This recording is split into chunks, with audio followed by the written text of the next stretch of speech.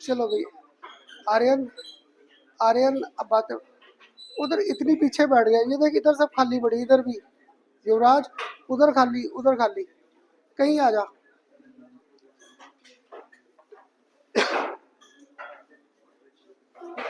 आजा आजा, चल नंदनी, अब लास्ट टाइम याद है कहाँ पे एंड किया था? हाँ जी, लास्ट टाइम लेक्चर टेट्राडल और सीएफटी केसेस कराए थे। तो चल एक बार मुझे कौन रिवाइज करा देगा? चल अंश, आप एक बार रिवाइज करा दो। अंश, जब हम लोग ये कॉम्प्लेक्स कर रहे थे, ध्रुव, जब ये कॉम्प्लेक्स कर रहे थे याद है ऑक्टेडल में हाई स्पिन और लो स्पिन दोनों बनते थे, पर टेट्राडल में सिर्फ हाई स्पिन कॉम्प्लेक्स था। रीजन क्या दिया था कि टेट्राडल कॉम्प्लेक्स जब भी है we always get high spin complex? क्या लॉजिक दिया था? आया तो था लास्ट क्लास। हाँ जी सार्थक, क्या रीजन दिया था कि टेट्राडल कॉम्प्लेक्स सिर्फ हाई स्पिन कॉम्प्लेक्स क्यों बनाते हैं? मैंने कोई पता क्या, अब इसलिए आपसे पूछा था क्योंकि नेक्स्ट लेक्चर से ऑर्गेनिक स्टार्ट होगी। पता चकुन, ऑर्गेनिक तब क्लियर होगी अगर तुम लोग साथ साथ घर जाके रिवाइज करोगे। जैसे आज एक ये बड़ा सिंपल सा बताया था लास्ट टाइम। लास्ट टाइम मैंने याद है आपको डेल्टा नॉट को रिलेट किया था किसके साथ? विद डेल्टा टी को रिलेट किया था किसके साथ? Delta not. याद है किस फैक्टर से किया था? 4/9, इससे किया था। अब तुम लोग बताओ इस रिलेशन के बेस पे डेल्टा टी बड़ा या डेल्टा नॉट? डेल्टा नॉट बड़ा था। और थोड़ा सा लॉजिक करो, मैंने आपको दिया था यहाँ पर delta T is very very less as compare to delta nought. अगर डेल्टा टी बड़ा कम है तो मैंने क्या किया, यहाँ पे इलेक्ट्रॉन्स की पेयरिंग की नहीं, क्योंकि delta T value was very very less, इसलिए पेयरिंग की नहीं। मैंने सीधा क्या किया, दो इलेक्ट्रॉन नीचे फिल करके थर्ड इलेक्ट्रॉन को कहाँ भेज दिया? ऊपर। That's why in this case no low spin complex are form. इसमें सारे के सारे हाई स्पिन कॉम्प्लेक्स की फॉर्मेशन आ गई। लास्ट टाइम ये लॉजिक दिया था डेल्टा टी और डेल्टा नॉट का। क्लियर? अब क्लियर हुआ? दोनों वहीं बैठना या इधर आना? इधर आ जा, इधर आ जा, फिर आगे इस पे आ जा। थोड़ी बहुत चेयर इनसाइड या आउटसाइड कर लेना। अब बताओ यहाँ तक क्लियर हुआ? चल चगुन अब बातें बंद। आज पता है क्या, इस चैप्टर के हमारे छोटे छोटे टॉपिक्स रह गए। छोटे छोटे मीन्स तुम्हारे सीबीएसई में याद है मैंने बड़ी बार कराया, अगर अनपेड इलेक्ट्रॉन्स है तो पैरामैग्नेटिक थे और साथ में कलर्ड कॉम्प्लेक्स आ जाते थे। लास्ट में रीजन भी दिया था, तो याद है रीजन अगर किसी को याद हो, मैंने यहाँ पर डेल्टा टी को रिलेट किया था किससे? H mu. एच म्यू मेरे पास क्या था? एच सी बाय लेमडा, इसके साथ रिलेट किया था। क्लियर? आज ना मैंने आपको क्या करना है, सारे छोटे छोटे टॉपिक्स है। लास्ट ईयर काफी सालों के बाद सीबीएसई में सिंपल सा क्वेश्चन आया था, ligands also impart colour to the complex. Comment, इस पे कमेंट करना आ गया था कि जो लिगेंड्स है वो कलर इम्पार्ट करते हैं किस लॉजिक पे। बस उन्होंने एक एग्जांपल के बेस पे पूछा बड़े सालों के बाद। क्लियर? तो आज ना सारे ऐसे छोटे छोटे कॉन्सेप्ट है। एक और अगर याद हो आपको, मैंने अभी तक कराया था इस कॉम्प्लेक्स को। ये देखो मैंने ये एग्जाम्पल लिखा है क्रोमियम, यहाँ पर मैंने किया Na3 6 और इधर मैंने किया Cl थ्राइस। बताओगे ये टूट कर क्या देता था? गुड। एक तो पक्का Cl माइनस, साथ में ये ब्रैकेट को मैं अभी तक इंटैक्ट रखता था। आपको याद है कहता था जब इसका लास्ट लेक्चर आएगा कोऑर्डिनेशन का, वहाँ पे मैं क्या करूँगा, इस कॉम्प्लेक्स को भी तोड़ना शुरू कर दूंगा। अगर ये कॉम्प्लेक्स को तोड़ना शुरू कर दिया तो हमें वो इंस्टेबिलिटी कांस्टेंट आ जाएगा। तो तुम्हारे पेपर में ना स्टेबिलिटी और इंस्टेबिलिटी को रिलेट करना, क्या बातें किए जा रहा है, किए जा रहा है, कर कर कर कर। शांत रहे अब। चल, तुम्हारा ना ये त्रिकोणा जो है बड़ा तंग करता है। अब बातें आपस में मत किया करो, ठीक? तो अब यहाँ पे याद है अभी तक ये कॉम्प्लेक्स रिटेन रखता था अपनी आइडेंटिटी, अब ये कॉम्प्लेक्स टूटना स्टार्ट होगा। ऐसे आज सारे ना छोटे छोटे हमारे टॉपिक्स है। अगर आज सबसे पहला टॉपिक डिस्कस करता कलर्ड कलर्ड आयन कॉम्प्लेक्स। आपको लास्ट टाइम याद है इस चैप्टर के नोट्स भी दे दिए थे, उनमें मैंने ना ये सारी चीज़ें आपको दे रखी है जो आज कराना है। कलर्ड आयन कॉम्प्लेक्स लिखा है। मैंने यहाँ पर दो एग्जांपल कंसिडर किए, एक टाइटेनियम, यहाँ पर मैंने कर दिया वाटर 6 और इसके बाहर मैंने क्या कर दिया 3+। सेकंड एक और एग्जांपल कंसिडर किया, यहाँ पर जिंक, यहाँ पर मैंने कर दिया वाटर 6 और इसके बाहर मैंने यहाँ पे 4 क्या घुमा दिया 2+। अब मुझे भूल गया, याद है टाइटेनियम का एटॉमिक नंबर क्या था? गुड। स्कैंडियम के बाद टाइटेनियम 22। तो याद है जब भी आपके साथ कंसेप्ट करता था, पहले टाइटेनियम 22, इसकी कॉन्फ़िगरेशन क्या लिखते थे 18, आगे 2 20 और साथ में क्या आ गया 3D2, ये कंसेप्ट आ गया। अब तुम लोग बताओ यहाँ पर टाइटेनियम की ऑक्सीजन स्टेट, चल हर्ष यहाँ पे टाइटेनियम की ऑक्सीजन स्टेट गुड +3 था। अगर +3 है तो सेकंड स्टेप में मैंने यहाँ पर लिखा टाइटेनियम 3। अगर टाइटेनियम 3 लिखा तो यहाँ पे ऑर्गन और साथ में क्या आ गया 3D1 आ गया। अगर अनपेयर्ड इलेक्ट्रॉन है पक्का ये कलर कॉम्प्लेक्स आ गया। अब इसको CFT थ्योरी के साथ रिलेट करें। CFT थ्योरी के साथ रिलेट करने के लिए मैंने याद करो आपको लास्ट टाइम ऐसे कंसेप्ट कराए थे। कुछ ऑर्बिटल्स के आ गए थे नीचे और कुछ ऑर्बिटल मूव करके थे हायर इन एनर्जी। इधर मेरे पास कितने थे 5 ऑर्बिटल्स, तो यहाँ पे 5 ऑर्बिटल्स। अगर किसी को याद हो यहाँ पर कौन सा होता था T2G और यहाँ पर कौन सा था EG, इसमें एक इलेक्ट्रॉन है। तो दैट मीन इसकी मैं यहाँ पर कॉन्फ़िगरेशन लिख सकता था एक इलेक्ट्रॉन की, यहाँ पर T2G 1 और EG की वैल्यू क्या होगी 0। अब इस इलेक्ट्रॉन को कहाँ शिफ्ट कर सकता था, इसे ऊपर शिफ्ट कर सकता था। अगर मैंने इसे ऊपर शिफ्ट कर दिया तब इसकी कॉन्फ़िगरेशन मेरे पास क्या आ जाएगी T2G और यहाँ पर मेरे पास क्या है EG। अब इसकी कॉन्फ़िगरेशन मेरे पास क्या आ गई T2G 0 और यहाँ पर EG 1 हो गया। क्लियर, याद आपको स्टार्टिंग से क्लियर कर रखा था। अगर एक अनपेयर्ड इलेक्ट्रॉन है इसे एक्साइट करने के लिए एनर्जी क्या चाहिए कम। अगर एनर्जी कम है तो कलर्ड कॉम्प्लेक्स की फॉर्मेशन आ गई तो पक्का था this complex was coloured in nature. तुम्हारे CBSE में ना ये नहीं आएगा इसका कलर क्या है, तुम्हें रीजन क्या आता है why this complex was coloured and what is the transition taking place. आपको ट्रांजिशन पूछ ली तो देखो यहाँ पे ये ट्रांजिशन है कोई मुश्किल करना, T2G 1 EG 0 से यहाँ पर चला गया। क्योंकि यहाँ का मैंने थोड़ी सी अगर इसे एनर्जी दी इस इलेक्ट्रॉन को ऊपर एक्साइट कर सकता था। याद है ऊपर लाइफ हमेशा शॉर्ट लिव्ड थी। अगर शॉर्ट लिव्ड है इलेक्ट्रॉन तो वापस नीचे आना है। जब ये इलेक्ट्रॉन वापस नीचे आएगा ये ट्रांजिशन रेडिएशन सबमिट करेगा। रेडिएशन सबमिट करेगा तो मैंने आपको ये 11th का फॉर्मूला बता रखा है delta E is equal to क्या था एच म्यू क्या था hc/λ। यहाँ पे एनर्जी कम चाहिए इलेक्ट्रॉन को एक्साइट करने के लिए तो वेवलेंथ की वैल्यू क्या हो जाएगी large, it will lie in our visible region. जैसे जहाँ पे तुम्हारे पास अनपेयर्ड इलेक्ट्रॉन है पक्का है ये जो रेडिएशन है these will lie in our visible region, ये सारी विजिबल रीजन में लाई कर गई। तो ये इसका कंसेप्ट आ गया। अब शायद तुम में से ना कोई तो मुझे कहेगा खन्ना सर ये लास्ट वाला केस ना ही बताओ, इसमें है करने की जरूरत, क्यों ये कलर्ड नहीं था। जिंक है एटॉमिक नंबर क्या था 30। क्लियर, अगर किसी को अभी भी है यहाँ पे जिंक का एटॉमिक नंबर 30, अगर 30 था तो 18, 18 के साथ 2 20 और साथ में क्या आ गया 3D10। यहाँ पर Zn की ऑक्सीजन स्टेट क्या घूम रही है 2, तो यहाँ पर क्या आ गया ऑर्गन और साथ में क्या आ गया 3D10। सारे के सारे इलेक्ट्रॉन पेयर्ड अप हो गए। यानी अगर मैं भेजूंगा इसे ऊपर वाले ऑर्बिटल में तो एनर्जी रिक्वायर्ड हाई। अगर एनर्जी हाई है, अगर एनर्जी हाई है तो वेवलेंथ की वैल्यू क्या हो जाएगी स्मॉल। मेरे पास क्या वो विजिबल रीजन में लाई नहीं किया। तो CBSE का सबसे कॉमन क्वेश्चन है one is coloured and one is colourless in nature give suitable reason. तो जब ये सुटेबल रीजन आ जाए बस आपको ये फिगर ड्रॉ करके दिखा देना और कुछ नहीं। क्लियर, और थोड़ा सा अगर और इस ट्रांजिशन को करूँ आगे D&F चैप्टर कवर करना है। क्लियर, ये स्कैंडियम की सीरीज वहां पर भी आएगी। तो देखो ये D का इलेक्ट्रॉन D में ही जा रहा है। अगर D का इलेक्ट्रॉन D में जा रहा है तो इसे मैं बोल सकता था DD ट्रांजिशन। तो this was our DD transition. तो पेपर में बड़ी बार ना आपके MCQ में ये आ रखा है this was coloured complex due to, आपको वहाँ पे ट्रांजिशन के कंसेप्ट दे देंगे। या तो आपको ऐसे दूंगा या फिर दूंगा DD transition, DF transition, SP transition, PP transition, ऐसे कोई भी कंसेप्ट दे दूंगा।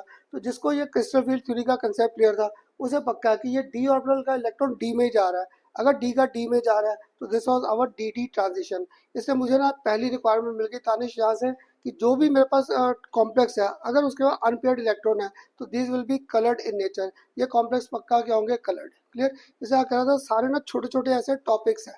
तो ये CBSE में हो सकता है आपको कमेंट करना आ जाए या फिर सिर्फ ये ट्रांजिशन का कंसेप्ट आ जाए। क्लियर, एटलीस्ट ये फिगर एक बना लो फॉर टाइटेनियम। क्या लिखा था नाम ऊपर, कलर्ड आयन कॉम्प्लेक्स। यहाँ पर EG 0 नहीं है। अगर एक इलेक्ट्रॉन तो आप तो मैथ्स के स्टूडेंट हो। अच्छा, तो ऐसे लिखूं और ऐसे लिखूं और ऐसे लिखूं, इन दोनों में कोई फर्क है? वन ऊपर लिखे ना लिखे कोई फर्क नहीं है। ठीक, इसलिए यहाँ पर अब 0 लिखना पड़ेगा। अगर नहीं लिखा तो मीन्स इसमें हो सकता है 1 इलेक्ट्रॉन है। ठीक, तो ये तो 10th में भी आ जाता था, 10⁻1 कर दे या 10 कर दे, एक ही मीनिंग। चल, हाँ जी, सबको क्लियर हुआ? पहला टॉपिक सिंपल। इसका जो पहला सिंपल क्वेश्चन आ गया, one of the complex of coloured, one was colourless, give suitable reason.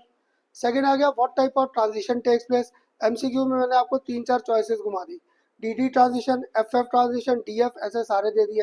अगर अब तुम्हें थोड़ा सा ध्यान सा, ये डी का इलेक्ट्रॉन डी में ही जा रहा है, ये भी डी ऑर्बिटल थे, ये भी डी, डी का इलेक्ट्रॉन डी में ही जा रहा है, तो इसको एक और नाम दे दिया डी डी ट्रांजिशन। जब करेंगे ना डी एंड एफ, वहाँ पे एफ लॉक आएगा तो वहाँ पे एफ के इलेक्ट्रॉन को एक्साइट कर देंगे, वो एफ एफ ट्रांजिशन आ जाएगी।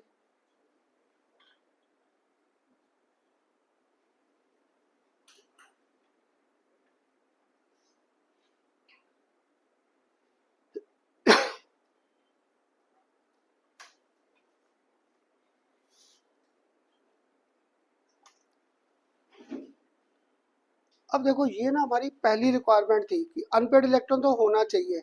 अब क्या था, जो लिगेंड्स है वो भी पार्ट करते हैं कलर। तुम्हारी बुक में रीजन नहीं दिया। तुम्हें याद है मैंने पर लिगेंड्स का जो कंसेप्ट दिया, मैंने कहा ligands do impart colour to the our complex. क्यों करते थे? याद है आपको लॉजिक दिया था लास्ट टाइम सीएफटी थ्योरी का? क्योंकि तुम बच्चों को ना लास्ट नेक्स्ट टॉपिक जब भी कराता हूँ, खन्ना सर लिगेंड ने कैसे कलर इम्पार्ट कर दिया। तुम लोग बताओ, जो लिगेंड अप्रोच कर रहा था सेंट्रल मेटल एटम या आयन को, तो डी ऑर्बिटल की एनर्जी में कोई चेंजेस आ रही थी? तो पहले ये बनाना है, बना लो पहले।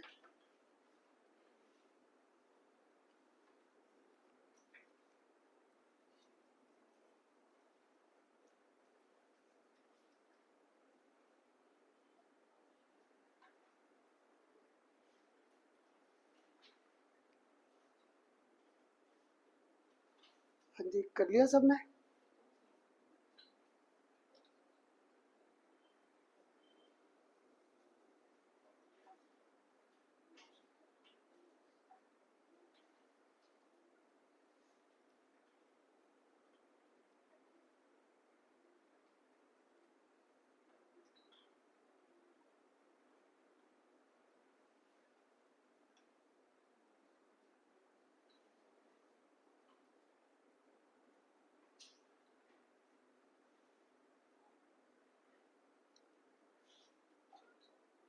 कर दो ऊपर।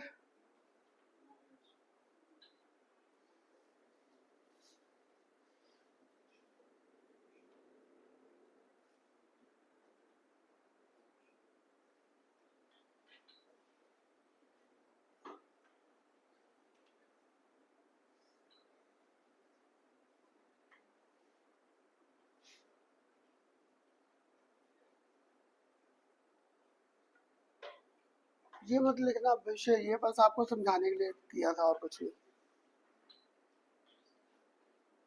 हाँ जी गुराज,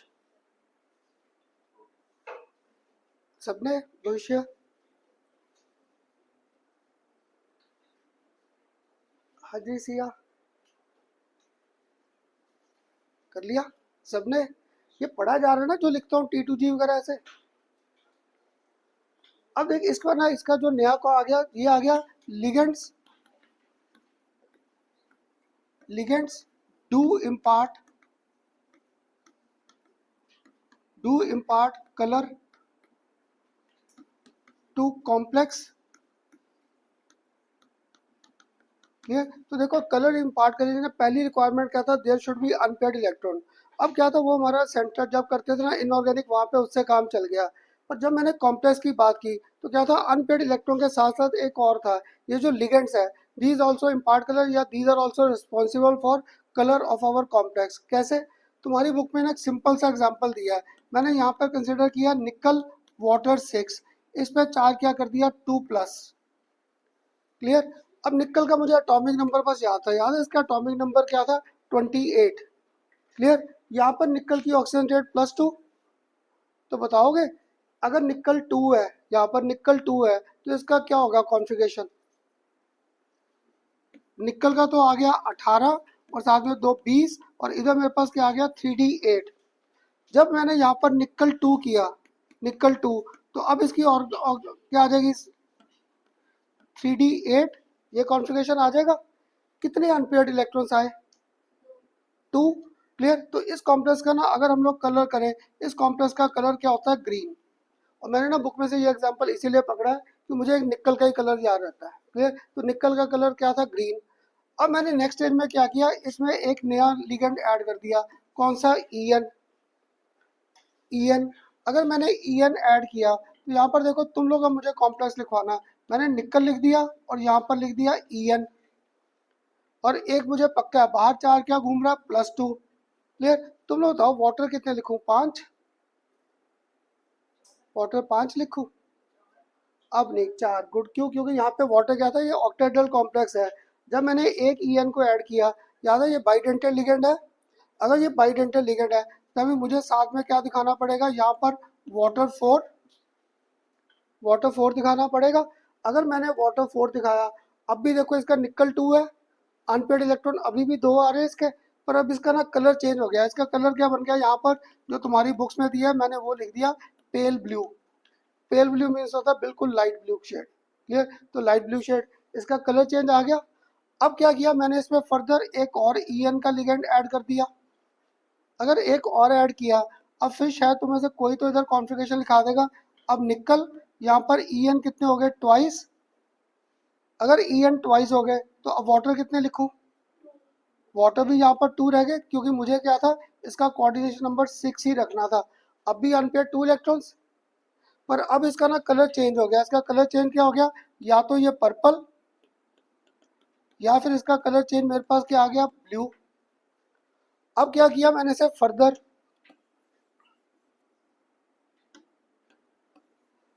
अब मैंने इसमें फर्दर एक और लिगेंड ऐड कर दिया ईएन का। अगर एक और ऐड किया तो यहाँ पर लास्ट केस में यहाँ पर निकल, यहाँ पर मेरे पास ईएन थ्राइस, ईएन थ्राइस, और ये 2+ आ गया। अब इसका कलर चेंज हो गया, क्या आ गया मेरे पास? वॉयलेट। तो देखो सभी में, चारों के चारों कॉम्प्लेक्स में अनपेयर्ड इलेक्ट्रॉन सेम थे। अगर अनपेयर्ड इलेक्ट्रॉन सेम थे और सिर्फ वही रिस्पॉन्सिबल था फॉर कलर, सारे कॉम्प्लेक्स का कलर सेम होना चाहिए था। पर अब क्या था, अनपेयर्ड चाहे सब पे 2 है, पर जैसे जैसे मेरा लिगेंड चेंज हो रहा है, यहाँ पे कलर भी चेंज हो रहा है। तो सीबीएसई में तुम्हारा ये कमेंट करना आ जाता है, लिगेंड्स डू इम्पार्ट कलर, या ligands are also responsible for imparting colour to complex. Comment, इसे कमेंट करना आ जाता है।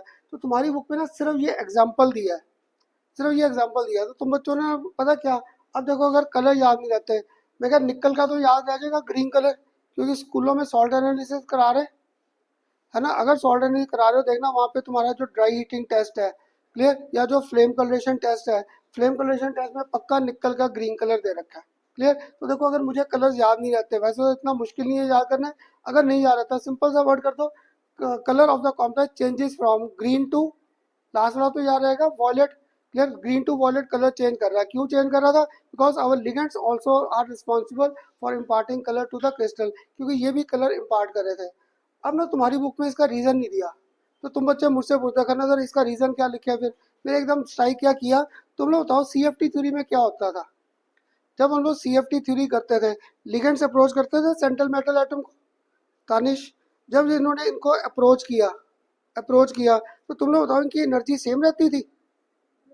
ये स्प्लिट कर गए। अगर स्प्लिट करके इनमें एनर्जी चेंजेस आ गई, अगर एनर्जी चेंजेस आ गई तो मैंने आपको ये फॉर्मूला नहीं करा रखा, delta E is equal to H mu.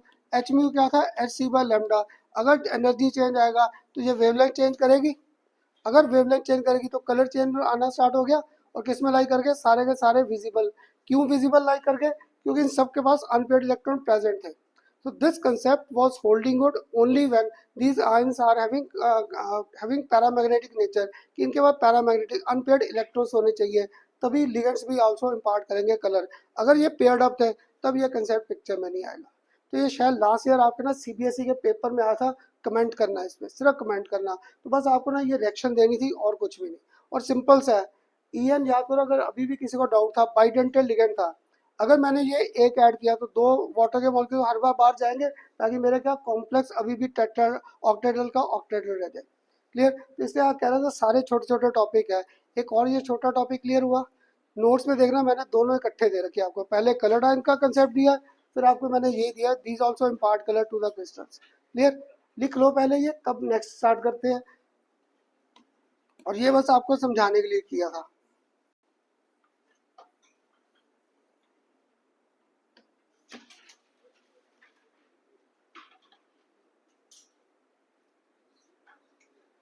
Tanish पानी वानी पीना?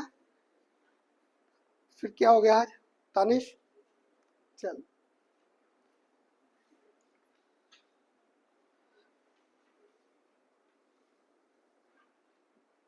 ये अभी हेडिंग लिख रहा है अंगद।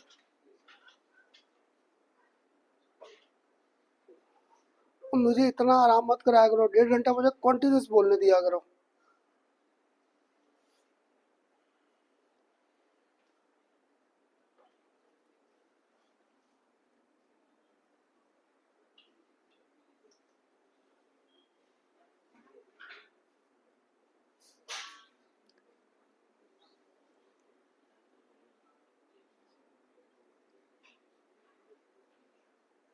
अब देखो इसके हमारे 2-3 टॉपिक्स रह गए छोटे। एक कौन सा रह गया, ऑर्गेनोमेट्रिक कोऑर्डिनेशन कंपाउंड्स। और एक मेरे पास कौन सा रह गया, स्टेबिलिटी और इंस्टेबिलिटी कांस्टेंट। वो तुम्हारे ना सीबीएसई और कंपटीशन में उसके एमसीक्यू के क्वेश्चन आ जाते हैं, स्टेबिलिटी और इंस्टेबिलिटी। या सिंपल सा क्या आ गया, how these two are related. तो वो 11th क्लास में इक्विलिब्रियम में भी किया था, अगर वहाँ नहीं क्लियर किया तो आज वही कंसेप्ट क्लियर कर लेंगे।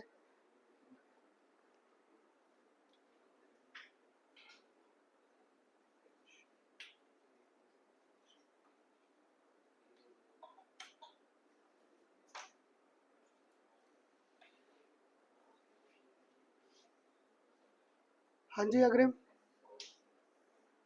कर लिया नोट सबने? लेट लतीफ जल्दी कर।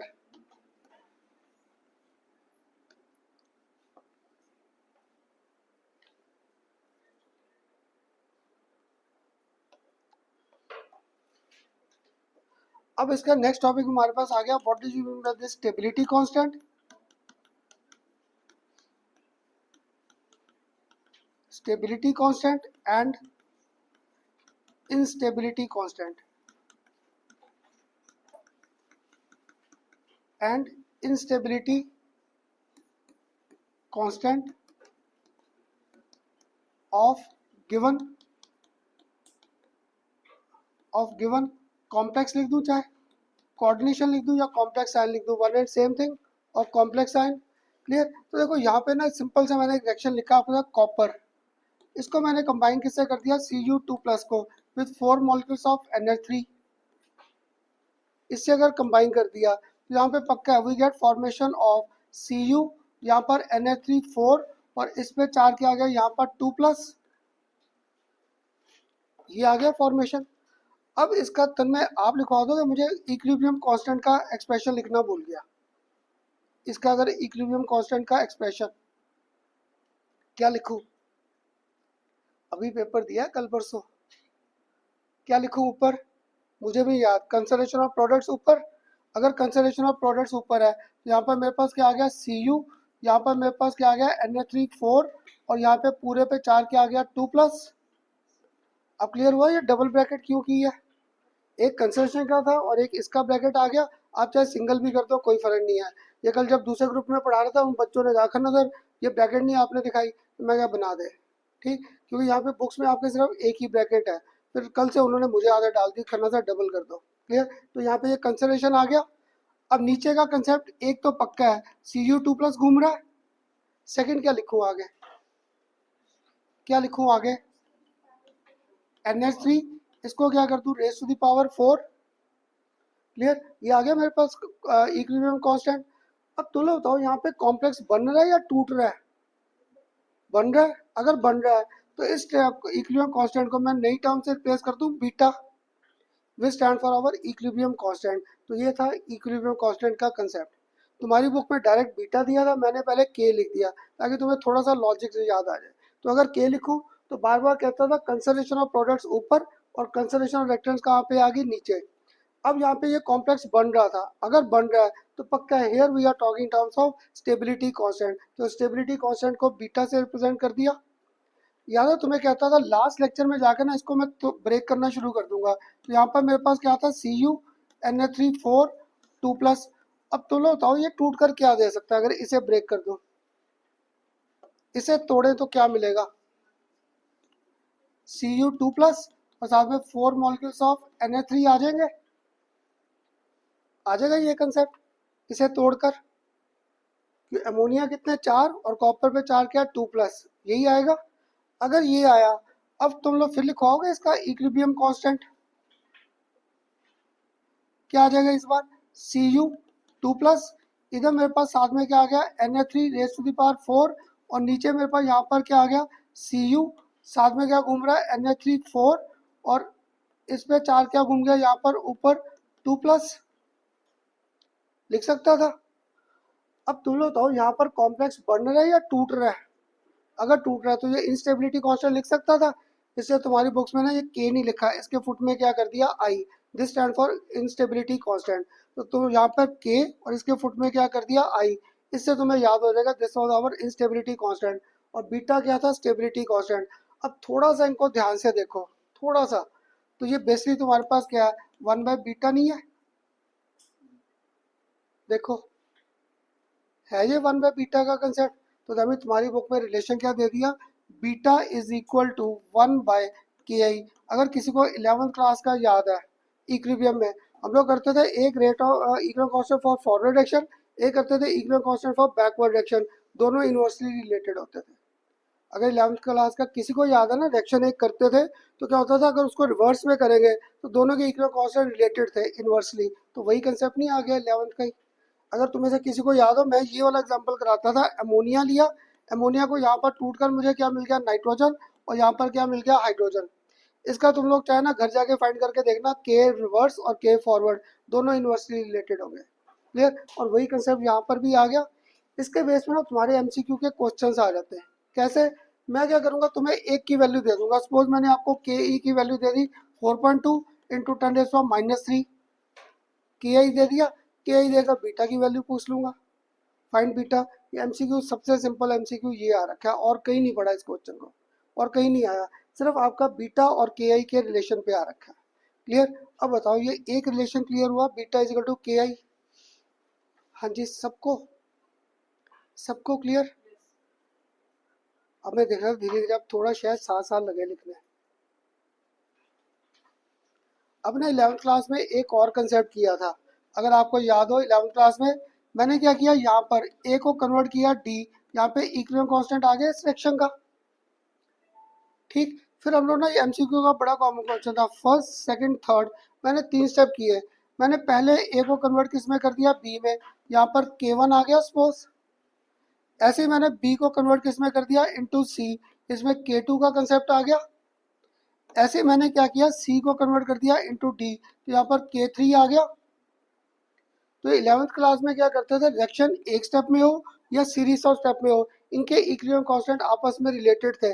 अगर किसी को याद हो, के was given by K1 into K2 into क्या आ जाता था K3, तुम्हारा एमसीक्यू का सबसे कॉमन क्वेश्चन है, क्लियर। रिएक्शन को एक स्टेप में करो या रिएक्शन को सीरीज ऑफ स्टेप में करें, इनके जो इक्विलिब्रियम कांस्टेंट है इन सबको मल्टीप्लाई कर दो, दैट विल गिव ओवरऑल के फॉर आवर गिवन रिएक्शन। ये ओवरऑल के का कंसेप्ट आता है। ये स्टूडेंट कहता है खन्ना सर 11th में तो कभी समझ ही नहीं आता, इसको एक एग्जांपल के बेस पे करें पोटेशियम कंपाउंड का, that how K for K is related to different steps taking place in the reaction, कि ये के को आपस में रिलेट कैसे करना है, करें। ये पहले ये बताओ बीटा और के आई का रिलेशन क्लियर हुआ। आने से सारे टॉपिक्स ऐसे बहुत छोटे छोटे 5-5 6-6 मिनट के टॉपिक्स है, क्लियर हुआ सबको? मुझसे पूछ, ये बस मैंने के की वैल्यू दे दी 4.2 10⁻³ आपको पेपर में कह दिया फाइंड बीटा, तो अगर बीटा फाइंड करना 1/KI हो जाएगा, क्लियर। अब ना किसी को ये नहीं समझ आया करना सर ये क्या लिखा आपने, मुझे नहीं समझ आया, मुझे भी नहीं आया, एक एग्जाम्पल में करें। मैंने ना इसका एग्जाम्पल एक सिंपल सा लिखा, मैंने यहाँ पे एम इसको कंबाइन कर दिया विद 4 लिगेंड्स। अगर 4 लिगेंड्स से कंबाइन किया तो यहाँ पर Ml4 बन जाएगा। इस केस में मैं यहाँ पर K की वैल्यू लिखूँ अगर, तो K मेरे पास यहाँ पर क्या आ जाएगा Ml4, क्लियर, डिवाइडेड बाय क्या आ जाएगा M, और साथ में क्या आ जाएगा यहाँ पर ligand raise to the power 4 आ जाएगा। ये एक्सप्रेशन सिंपल सा आ जाएगा, ये सिंपल एक्सप्रेशन। रिएक्शन को मैंने एक स्टेप में लिख दिया, तो के का कंसेप्ट क्या था, कंसंट्रेशन ऑफ प्रोडक्ट्स ऊपर और कंसंट्रेशन ऑफ रिएक्टेंट्स कहाँ की नीचे। अब इसके मैंने स्टेप्स लिखने स्टार्ट किए, first step, second step, third, और यहाँ पर कौन सा आ गया, फोर्थ स्टेप। पहले स्टेप में मेरे पास क्या हुआ, यहाँ पे मेटल कंबाइन कर गया विद लिगेंड, तो फर्स्ट स्टेप में Ml की फॉर्मेशन आ गई। अगर Ml आ गया तो यहाँ पर मैं अब K1 कर दूँ, इसका K1, अगर K1 फाइंड किया तो यहाँ पर क्या आ जाएगा, Ml डिवाइडेड बाय क्या आ जाएगा, M, और इधर साथ में क्या आ जाएगा, लिगेंड का प्रोडक्ट, ये आ जाएगा एक्सप्रेशन। सेकेंड स्टेप में मैंने यहाँ पर क्या किया, इस मेटल लिगेंड को कंबाइन कर दिया एक और एल के साथ, तो क्या बन जाएगा, Ml ट्वाइस। इसका भी अगर यहाँ पर K2 लिखे, K2, तो मेरे पास क्या आ जाएगा, Ml ट्वाइस। नीचे मेरे पास क्या आ जाएगा, यहाँ पर Ml, और साथ में इधर एक और क्या आ गया, लिगेंड आ जाएगा सेकंड स्टेप में।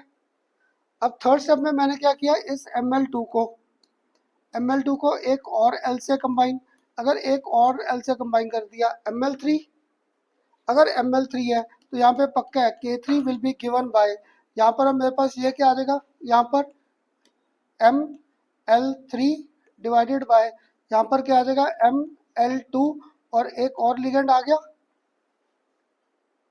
और अगर लास्ट स्टेप में अब करता है, यहाँ पर लास्ट स्टेप में Ml3 एक और लिगेंड से कंबाइन, कंबाइन करके क्या आ गया, Ml4, यहाँ पर K4 का कंसेप्ट आ गया। अगर KMl4 लिखूँ, K4, तो Ml4 डिवाइडेड बाय Ml3, और इधर साथ में लिगेंड आ गया। आ गए ये चार एक्सप्रेशन। अब देखो इन चारों को अगर आप आराम से घर जाके चाहे सॉल्व करके देखना, अभी तो करने में टाइम लग जाएगा। क्या होगा यहाँ पर, अगर लॉजिकली चले,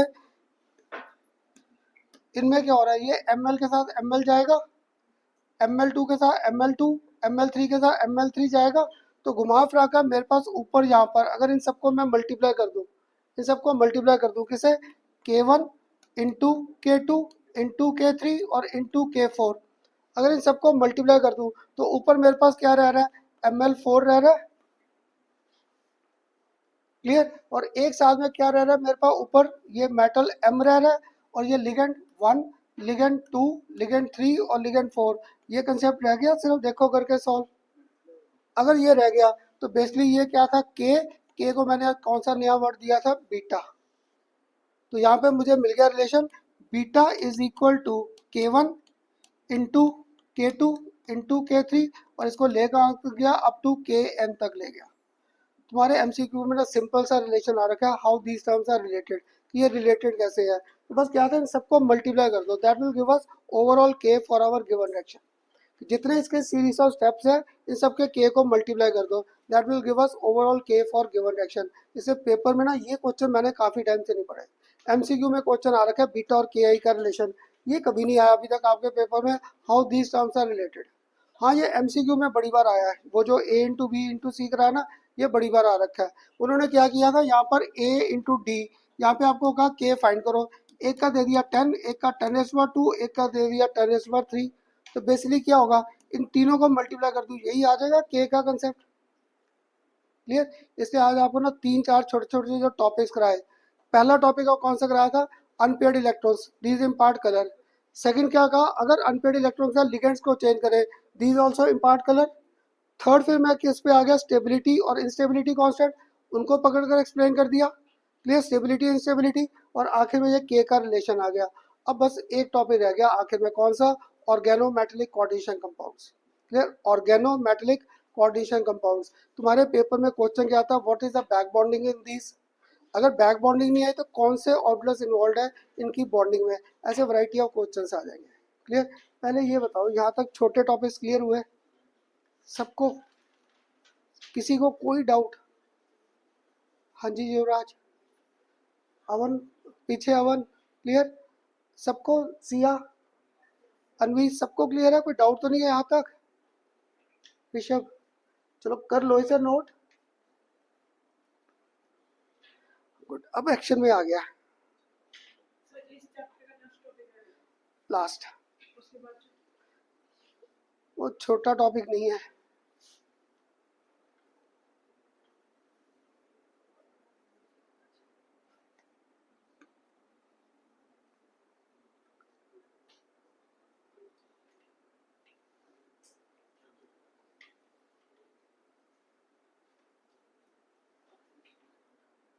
क्या होगा युवराज, पढ़ा नहीं जा रहा कुछ,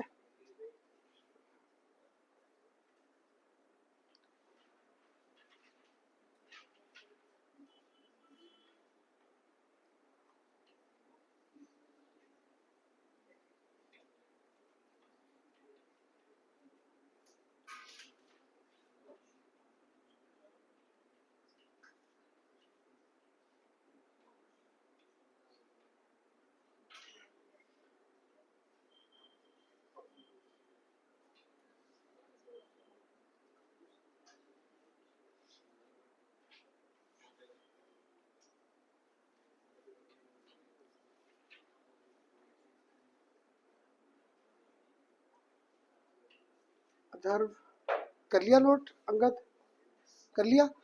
अब हमारा इस चैप्टर का ना जो लास्ट टॉपिक था that was our organometallic coordination compounds.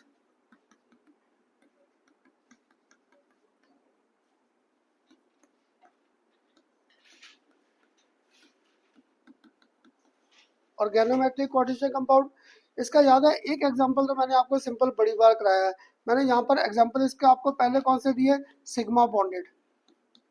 मैंने पहले एग्जांपल कौन से दिए, सिग्मा बॉन्डेड। अगर तुम में से किसी को याद हो, 11th का नहीं याद, मैंने 12th क्लास के जब इलेक्ट्रोकेमिस्ट्री के एमसीक्यू डिस्कस कर रहा था, कराया था तुम्हें आरएमजीएक्स का कंसेप्ट। अगर किसी को याद हो, मैंने मैग्नीशियम के बेस पे कराया था आपको, अनपेड इलेक्ट्रॉन दो थे तो इसके बेस पे फैराडे इलेक्ट्रिसिटी के बेस पे पूछा था how many Grignard reagent are formed, number के बेस पे घुमाया था, वहाँ पे इसकी इंट्रोडक्शन दी थी। क्लियर। तो एक ये ग्रिग्नार रिएजेंट में देखो ऑर्गेनिक पार्ट और ये मेटल का पार्ट आ गया, इधर ऑर्गेनिक कार्बन आ गया और इधर मेटल आ गया, ऑर्गेनिक और मेटल में बॉन्ड बन गया। These are known as organometallic coordination compounds. एक और एग्जांपल ना, जब मैंने आपका पी ब्लॉक करना डिटेल में, क्लियर, उसमें आएगा ये एक एग्जांपल सिलिकॉन।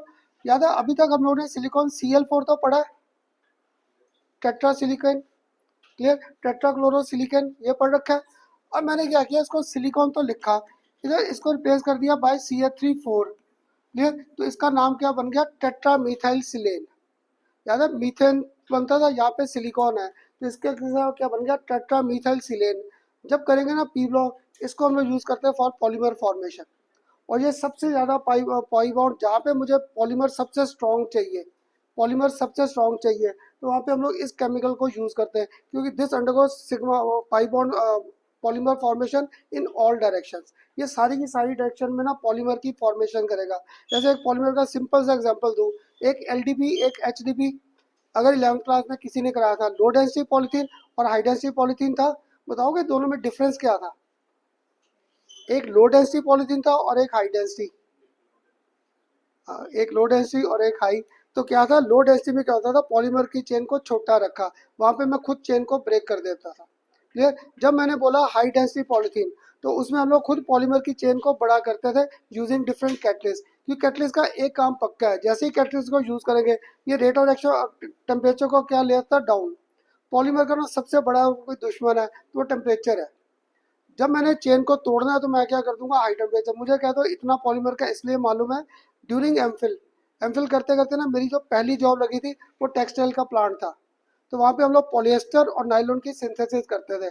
तो मार्केट से रिक्वायरमेंट आती थी, मार्केट से रिक्वायरमेंट आ गई कि मुझे जो पॉलीथीन जो पॉलिएस्टर चाहिए, वो मुझे चाहिए for making micro fibres saris. Saris के लिए हमारे पास थ्रेड क्या होना चाहिए, बारीक, मीन्स उसमें पॉलीमर की डेंसिटी क्या होनी चाहिए, कम। हम लोग उसका हाई टेम्परेचर कर देते थे। एक अगर तुम्हें किसी को याद हो, नायलॉन के जो हम लोग थ्रेड्स यूज़ करते हैं, एक जगह खन्ना सर घर में रोप के लिए, जो नायलॉन का सबसे बड़ा यूज़ है ना, एक तो टायर्स में आ गया, दूसरा टायर कहाँ पे यूज़ होता है, नायलॉन सबसे ज़्यादा फिशिंग नेट्स में। वहाँ पे मुझे पॉलीमर की संख्या चाहिए हाई, वहाँ पे हम लोग टेम्परेचर कम करते ही नहीं थे, वहाँ पे टेम्परेचर बिल्कुल लो ले जाते थे, बिल्कुल लो। अगर मुझे था लो डेंसिटी का बनाना है तो हाई टेम्परेचर कर देते थे, नहीं तो लो। वहीं पे ना इसके कंसेप्ट डिटेल में आएंगे। This was basically purpose of making our silicone spray. Silicone spray इसी का बनता है, क्लियर, और सिलिकॉन CH3 4, वहाँ पे इसे डिटेल में करेंगे। आज इसके साथ सेकंड एग्जांपल जो आ गया, यहाँ पर पाई बॉन्डेड केसेस आ जाएंगे। सेकंड एग्जांपल पाई बॉन्डेड आ जाएंगे। तुम्हारे पेपर में ना पाई बॉन्डेड के दो एग्जांपल्स बड़े कॉमन है। एक ये है, यहाँ पर मैंने लिखा आयरन, यहाँ पर मैंने क्या किया आपके साथ,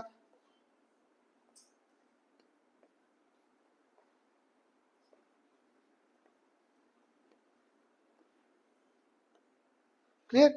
इसका बेसिकली हमारे पास नाम क्या था, यहाँ पर मैंने किया ईटा आयरन, इधर मैंने कर दिया ईटा 5, इसमें मैंने क्या कर दिया C5H5 ट्वाइस, क्लियर। ये एक हमारा ऑर्गेनोमेट्रिक कोऑर्डिनेशन कंपाउंड था। इसको ना हम लोगों ने कॉमन नेम दे रखा है, कॉमन नेम यहाँ पर दे रखा है सिर्फ फेरोसीन, इसे यहाँ पे नाम दे रखा है फेरोसीन। ऐसे इसका एक और एग्जांपल है, बुक्स में दे रखा है क्रोमियम।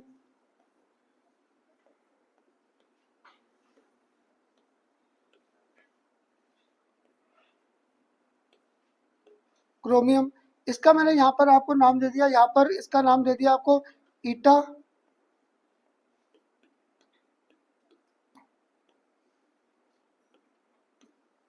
ये इसका मैंने यहाँ पर नाम दे दिया ईटा 6 C6H6 और साथ में क्रोमियम कर दिया। क्लियर। अब इसको यहाँ पर नाम दे रखा है हम लोगों ने डाई।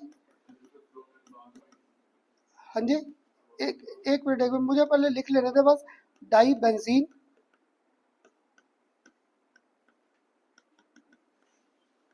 इसको नाम क्या दे दिया, डाई बेंजीन क्रोमियम। क्लियर। अब देख, जब ये दो कंपाउंड लिखे, एक यहाँ पे नया वर्ड देख रहे हो, मैं यहाँ पर ईटा याद है फिजिक्स में किया होगा, कोफिशिएंट ऑफ विस्कोसिटी। यहाँ पे ईटा 5 लिखा है, यहाँ पर मैंने आपके साथ क्या लिखा है, ईटा 6। तुम्हारे पेपर में पता क्या होगा, ये आ रहा था what does this eta 5 and eta 6 stand for. और तुम्हें कहा था ना, जहाँ पे कोई नई एब्रीविएशन आई पुरानी सारी रिवाइज करेंगे। इस चैप्टर में अगर तुम्हें किसी को याद है, एक एब्रीविएशन कराई थी EDTA 3-, एक एब्रीविएशन कराई थी EDTA। आज उसमें एक नया और ऐड कर दिया ईटा 5, और एक मैंने और साथ में ऐड किया कर दिया ईटा 6 कर दिया। ये जो अभी आप तानिश आप कह रहे थे ना, ये मेरा पास क्या था, ये इनऑर्गेनिक वाले नहीं थे, ये मेटल्स के साथ रिलेटेड आ गए और साथ में ऑर्गेनिक के। इनका ये भी नाम बुक में ऐसे लिखा है, डाई बेंजीन और साथ में कर दिया क्रोमियम। याद कर, हर बार हम लोग जब पहले भी नॉमिनल करते थे, नेम ऑफ लिगेंड पहले है। हाँ, तो नेम ऑफ लिगेंड याद कर पहले आते थे। अच्छा, वो ऐसे बुक में दे रखा है इसलिए बस मैंने लिख दिया। आप चाहे दूसरी, क्योंकि जीरो है दोनों तरफ, ऑक्सीजन सेट दोनों तरफ जीरो है। ठीक, ये दो केसेस आ गए। क्लियर। अब देखो तुम्हारे पास, अगर मैंने ऐसे शो किया है, तुम लोग बताओगे यहाँ पे कितने कार्बन है, 5। तो इसका मीनिंग क्या था, अब देखो जब मैंने ये दिखाया बीच में सर्कल दिखाया, 11th क्लास में अगर ऑर्गेनिक थोड़ी सी क्लियर थी तो सर्कल का मीनिंग क्या होता था, पाई इलेक्ट्रॉन क्लाउड है। तो मैंने देखो इसको लिंक किसके साथ किया, सर्कल के साथ। इसका मीनिंग क्या था, ये जो आयरन है ये पांचों कार्बन के साथ लिंक्ड है। This iron was link to all 5 carbon. तो ईटा 5 का मीनिंग ये था, how many carbon are linked with our central metal atom और आयरन। मैम इसमें पांचों के पांचों लिंक थे। तो अगर आपने ये फिगर ड्रॉ कर लिया, पेपर में मत बनाना जब मैंने ये IFE लिखा है ऐसे करके। क्लियर। और इसको यहाँ पे अटैच किया था, इसका मीनिंग था ये इससे भी अटैच है, इससे भी अटैच है, इससे भी अटैच है, इससे भी और इससे, ये सभी के साथ अटैच है। ऐसे अगर इसे यहाँ पर देखोगे, ये भी मेरे पास क्या हुआ, छः के साथ कार्बन के साथ लिंक्ड हो गया। ये बड़ी बार आपका MCQ का कॉमन सा क्वेश्चन है, what does eta stand for, eta 5 और ईटा 6। ये बार रिप्रेजेंट कर रहा था points of attachment of central metal atom with carbon, कि कितने कार्बन के साथ ये लिंक्ड है और कुछ नहीं। और एक और ना बुक में इनको बड़ा अजीब सा नाम दिया, तुम्हारे CBSE में बड़ी बार आया है, इनको हम लोग बोलते हैं सैंडविच कंपाउंड्स। इनको नाम दे रखा है सैंडविच कंपाउंड। और सबको क्या कहता हूँ, एक ब्रेड का पीस ये हो गया, एक ब्रेड का पीस ये हो गया, बीच में तुम्हारी मर्जी जो रखना है। ले जो रखना है, किसी ने एग रखना है, किसी ने बटर रखना है, जिसने जो रखना है। तो इनको मैंने नहीं नाम दिया, तुम्हारी बुक्स में इनको एक और नाम दे रखा है, सैंडविच कंपाउंड्स। और CBSE का बड़ा कॉमन क्वेश्चन है, give suitable example, give suitable example of sandwich compounds, give suitable example of sandwich compounds. ये दो एग्जांपल बुक में दे रखी है, एक फेरोसिन और दूसरा कौन सा आ गया, डाईबेंजीन क्रोमियम। क्लियर हुए दोनों एग्जांपल्स? हाँ जी, क्लियर हुए। और ये पॉइंट ऑफ अटैचमेंट, अच्छा जो मैं सारा पूछने तो बैठ गया, कौन रिवाइज कराएगा, मुझे ये भूल गए। चल सर, भव्य, मुझे ये भूल गया, ये क्या था EDTA 3-, ये किसके लिए स्टैंड करता था EDTA 3-?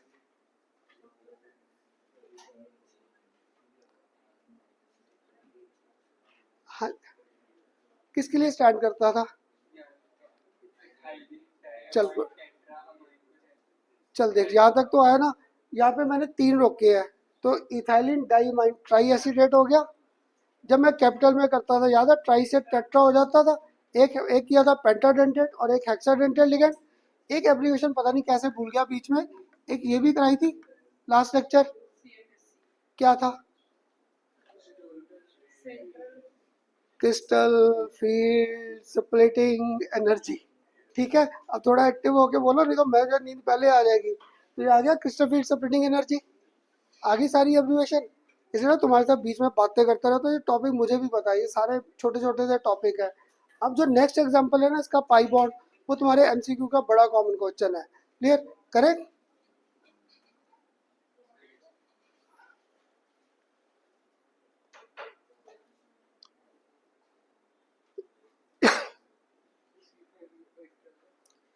ये देख बेसिकली ये 11th क्लास में अगर जब आपने किया होगा, साइक्लोपेंटाडाइईन, साइक्लोपेंटाडाइईन था ये।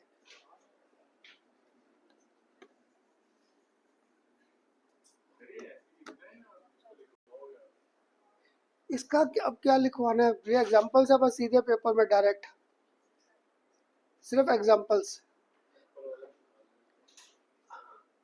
ऊपर वाले एग्जांपल तो हम लोगों ने कर लिए। कौन सा किया था, ग्रिग्नार्ड्स रिएजेंट, और एक दूसरा कौन सा किया, ये आसान लगता था, टेट्राक्लोरोसिलिकॉन, तो इसको क्या कर दिया, वो मीथाइल ग्रुप से रिप्लेस कर दिया। हाँ, वो CH3 4 टाइम। और तुझे कहा गया था सबसे ज्यादा यूज कहाँ पे आएगा, ये फॉर सिलिकॉन स्प्रे, लुब्रिकेंट्स, ये सारे लुब्रिकेंट्स में यूज होता है। कौन से, इनमें मुझे मत लेकर जा, ये जब करेंगे पी ब्लॉक वहां पर देखेंगे, वो पी ब्लॉक में, क्योंकि यहाँ का सिलिकॉन के बाहर शेल में 4 इलेक्ट्रॉन है, अगर मीथाइल लिख कर बैठा हूँ उसके पास भी एक ही इलेक्ट्रॉन शॉर्ट है। सिलिकॉन के भी बाहर वाले शेल में एक एक इलेक्ट्रॉन है, 4 इलेक्ट्रॉन, और मीथाइल जब लिखा है तो डॉट है, जब उसके बाद भी एक फ्री इलेक्ट्रॉन, उनमें सिग्मा बॉन्ड की फॉर्मेशन आएगी।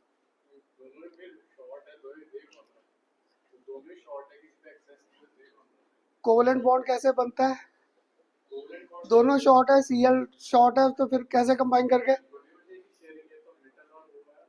कौन सा, इसलिए ऊपर हेडिंग क्या दिया टॉपिक कोई, ऑर्गेनोमेटलिक, क्लियर, इसलिए इनको नाम ही दे रखा है ऑर्गेनोमेटलिक।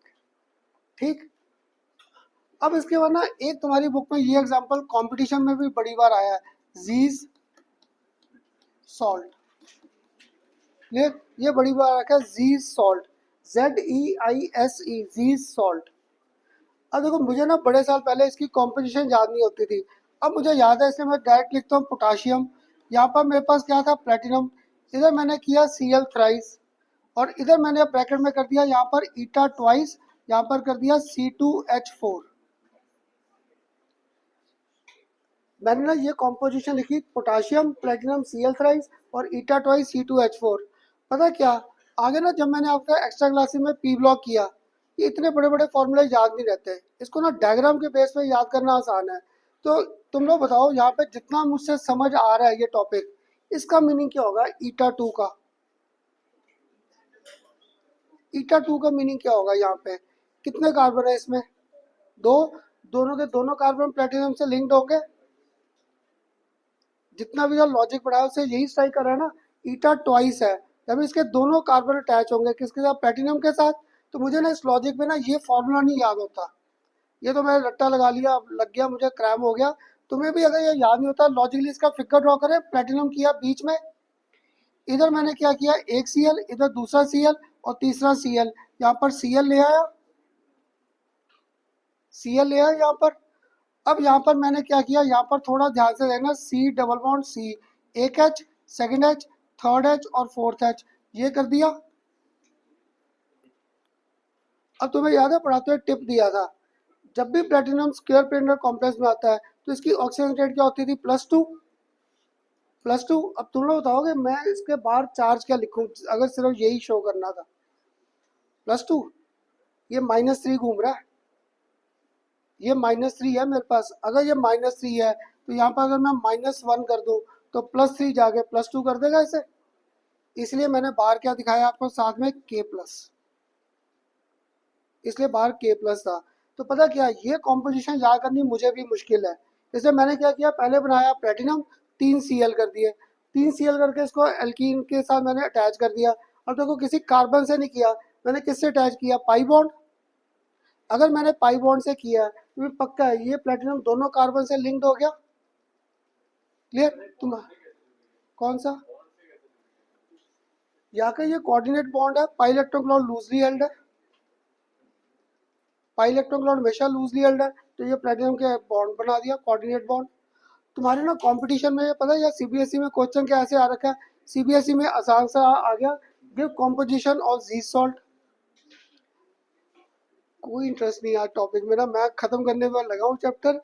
अब इधर देख आर्यन, अब तुम लोग बताओ इस एग्जाम्पल को देखकर इसमें कौन कौन सा बॉन्ड एग्जिस्ट कर रहा है।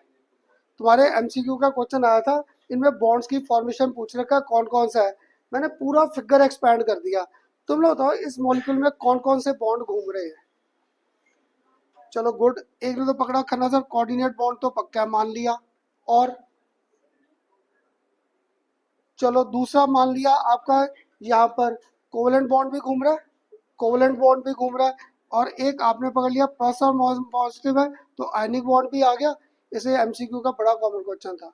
Only sigma bond, only pi bond, only coordinate, only covalent, ऐसे चॉइसेस आ जाती। तो ये एक एग्जांपल था जिसमें जितने बॉन्ड आपने 11th क्लास में पढ़े सारे के सारे आ गए एक हाइड्रोजन बॉन्ड को छोड़कर। ठीक है, सारे के सारे याद है 11th में पहला किया था कोवलेंट बॉन्ड, तो ये कोवलेंट बॉन्ड आ गया।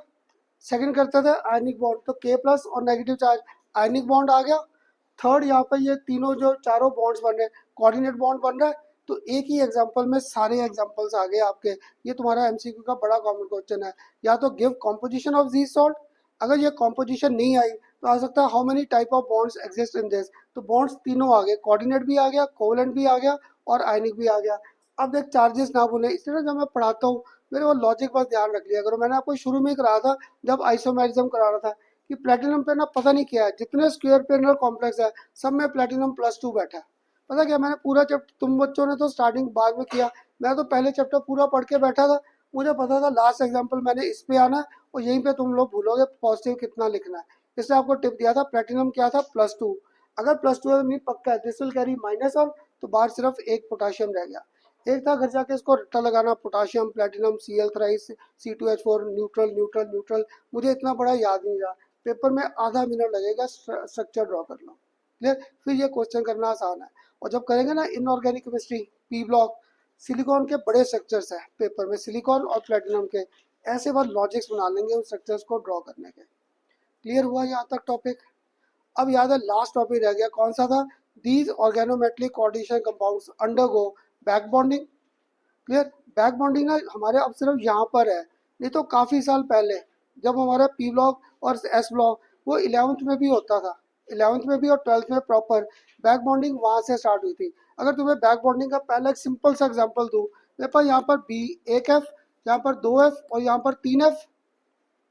अगर बैक बॉन्डिंग का बिल्कुल सिंपल एग्जांपल आपके साथ करता, ये ना हमारा पी ब्लॉक जब करेंगे एक्स्ट्रा क्लास वहाँ पे आएगा। और पता क्या मेरी आदत है इन टॉपिक्स को ना थोड़ा सा इंटरेस्ट बन जाए तुम्हारा, इससे बीच में से एक दो क्वेश्चन उठा लेता हूँ। अब तुम लोग बताओ इस बोरॉन का ऑक्टेट पूरा है? नहीं ना, इलेक्ट्रॉन डेफिशिएंट है। तो 11th क्लास में किया था याद है, जो इलेक्ट्रॉन डेफिशिएंट है वो एसिड एक्ट करते थे। जो इलेक्ट्रॉन डेफिशिएंट होते थे उनकी प्रॉपर्टी क्या थी, टू एक्सेप्ट एसिड। तो लुईस एसिड बेस का कंसेप्ट किया था। जो इलेक्ट्रॉन्स को एक्सेप्ट करते थे एसिड, जो इलेक्ट्रॉन्स को डोनेट करते थे वो क्या थे, बेस थे। तो मीन्स पक्का ये एसिड है, इसको इलेक्ट्रॉन चाहिए। पर पता क्या, ये इलेक्ट्रॉन लेने बाहर नहीं गया। जैसे मेरे सर कहते थे, मुझे ना कहते चलो मैं अपना ही एग्जाम्पल, मुझे पैसे चाहिए थे। क्लियर, जब मुझे पैसे चाहिए, भगवान ना करे कभी ज़रूरत पड़े, पर मुझे ज़रूरत पड़ गई, तो क्या हुआ, बाहर किसी फ्रेंड से चला गया पैसे लेने। पैसे मिले या नहीं मिले, बदनामी मिल गई, वो खन्ना ऐसी पैसे मंगता सी। क्लियर, पैसे मिले नहीं मिले वो बात की। तो ये बुरोन क्या कहता है, मैंने बाहर नहीं जाना। तुम्हें से अगर किसी को याद है फ्लोरिन पे लोन पेयर बैठा है, इनके फ्लोरिन के पास यहाँ पर लोन पेयर बैठा है, यहाँ पर लोन पेयर आ गया। बोरॉन के अगर तुम्हें से किसी को याद है हाइब्रिडेशन क्या थी, sp2, इसका p ऑर्बिटल खाली था। तो इसने क्या कहा फ्लोरीन को, कहता है तेरे पास 3 लोन पेयर है, तीनों रिपेल कर रहे हैं एक दूसरे को, तेरे पास एनर्जी ज्यादा है, तू ऐसा कर अपना लोन पेयर मुझे ट्रांसफर कर दे। ये था बैक बॉन्डिंग का कंसेप्ट। क्लियर, ये था बैक बॉन्डिंग कि बोरॉन को क्या चाहिए थे, इलेक्ट्रॉन। तो ये बाहर नहीं गया इलेक्ट्रॉन लेने, इसने क्या किया, फ्लोरीन का जो लोन पेयर था उसे अपनी तरफ अट्रैक्ट कर लिया, थोड़ा सा अट्रैक्ट कर लिया। That was our back bonding. Back bonding यहाँ से स्टार्ट होती थी। पर आज जो हम लोगों ने करना है ना मेटल कार्बोनाइड्स में, उनमें बैक बॉन्डिंग का यही एक लॉजिक था। तो आज लास्ट टॉपिक था बैक बॉन्डिंग।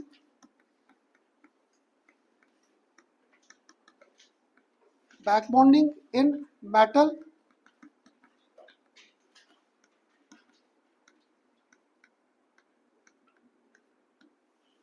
ये हमारे चैप्टर का लास्ट टॉपिक आ गया, back bonding in metal carbonyls.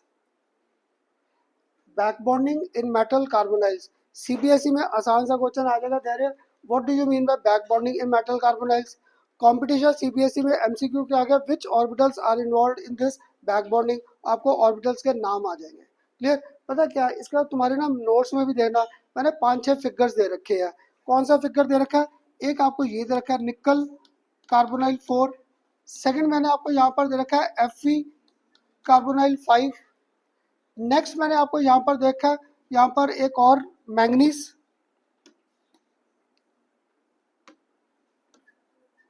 Manganese twice, और यहाँ पे कर रखा है कार्बन मोनोऑक्साइड 10, और एक आखिर में यहाँ पर मैंने कोबाल्ट लिखा है, कोबाल्ट, इसको क्या किया ट्वाइस, यहाँ पे मैंने कर दिया कार्बन मोनोऑक्साइड 8।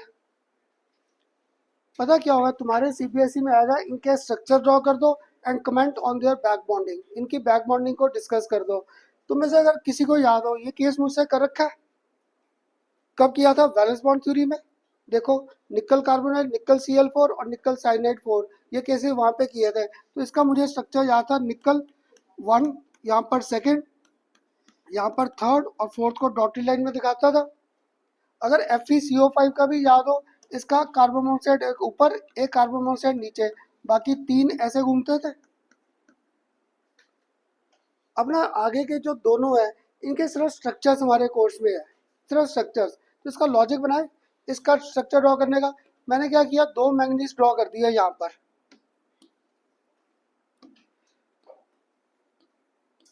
यहाँ पर 2 मैंगनीज तो आने थे, आगे 2 मैंगनीज। अब कितने कार्बोनाइल ग्रुप है, कितने कार्बोनाइल ग्रुप है यहाँ पर, 10। थोड़ा लॉजिक लें, 5-5 कर दे दोनों तरफ, 5-5, और एक बॉन्ड ये बन गया। तुम्हें से अगर किसी को थोड़ा सा भी ध्यान में था, ऐसे कर दूं, बन जाएंगे 6 बॉन्ड। ऐसे ही यहाँ पर 1 2 3 4 और 5, यहाँ पे सब पे क्या घूम गया, कार्बोनाइल।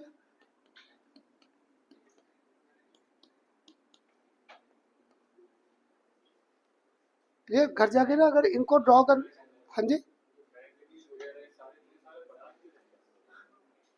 हमारी पढ़ाई कॉम्प्लिकेट करने के लिए, ठीक है। तो ये आ गया यहाँ पे बॉन्ड्स फॉर्मेशन। अब बचा कौन सा याद है तुम्हें, जब मैं नॉमेनक्लेचर स्टार्ट किया था, मैंने सारे नॉमेनक्लेचर कराए थे, आपको कहा था एक केस छोड़ा था, कहाँ पे, जहाँ पे लिगेंड कौन सा रोल प्ले करता है, ब्रिज लिगेंड का। याद है मैंने ब्रिज लिगेंड का अभी तक कोई नॉमेनक्लेचर नहीं कराया था, आपको कहता था देखेंगे आखिर तक कब आता है पिक्चर में, क्लियर। तो देखो तुम्हारे एमसीक्यू का सिंपल सा क्वेश्चन, आपको ये सारे एग्जांपल्स आ जाएंगे, which has got bridge ligand present, only first, only second, only third, ऐसे आ जाता है सिंपल सा क्वेश्चन।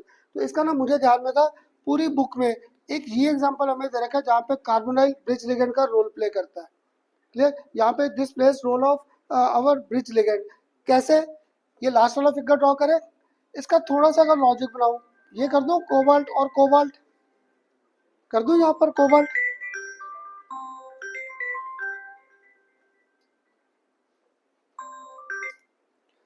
हेलो, हाँ जी,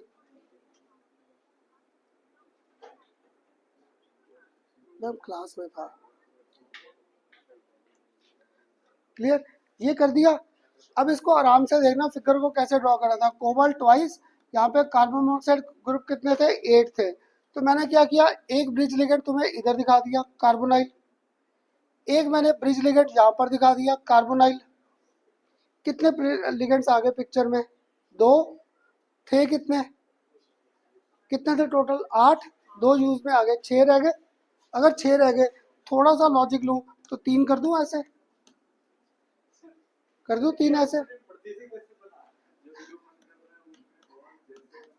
इसलिए ना तुम्हारी बुक्स में इनके स्ट्रक्चर सिर्फ हमारे कोर्स में है, इनके कंसेप्ट नहीं है, नहीं तो मैं कहीं से मैं भी ढूंढ लेता फिर इसके कंसेप्ट, पर इनके सिर्फ फिगर्स हमारे कोर्स में है सिर्फ, और बनाई नहीं, बनाई सिर्फ यही है।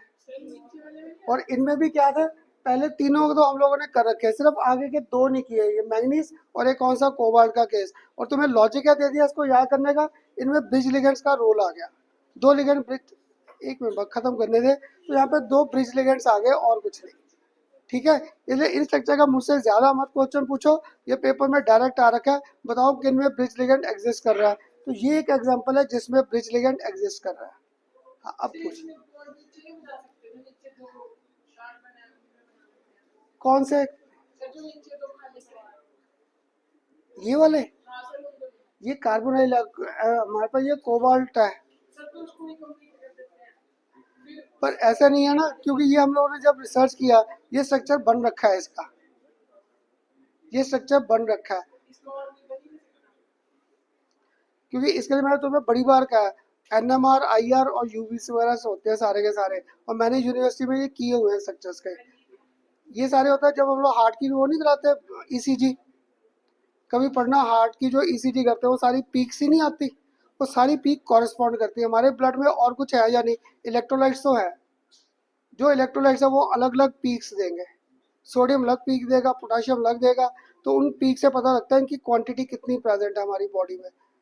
क्लियर, इसलिए उन चीज़ों में मत लेकर जा, पर ये सारे स्ट्रक्चर हमारे कोर्स में है। क्लियर, तो ये पेपर में ये लास्ट वाला फिगर देखो, एक घर जाके ना अगर कोई ऐसे ड्रॉ करने बैठ गया, कोबाल्ट कोबाल्ट कोबाल्ट ऐसे करके, फिर कहीं ना कहीं खिचड़ी बन जाएगी। इनका अब क्या था, बस तुम्हें स्केलेटन दिया मैंने, कैसे किया, एक कोबाल्ट यहाँ पर सेकंड, मैंने क्या किया, एक कार्बन मोनोऑक्साइड इधर, एक कार्बन मोनोऑक्साइड इधर, बाकी बचे 6, उनको लॉजिक लेकर बस घुमा दिया। क्लियर, अब तुम लोग बताओ, जितने मैंने स्ट्रक्चर्स बनाए है ना, जितने मैंने स्ट्रक्चर बोर्ड पर बनाए, क्योंकि मैं एक ऊपर टॉपिक को नाम देकर बैठा था, क्या नाम देकर बैठा था, बैक बॉन्डिंग। तो इन सब में क्या था, हमारे पास जो पेपर में क्वेश्चन आएगा,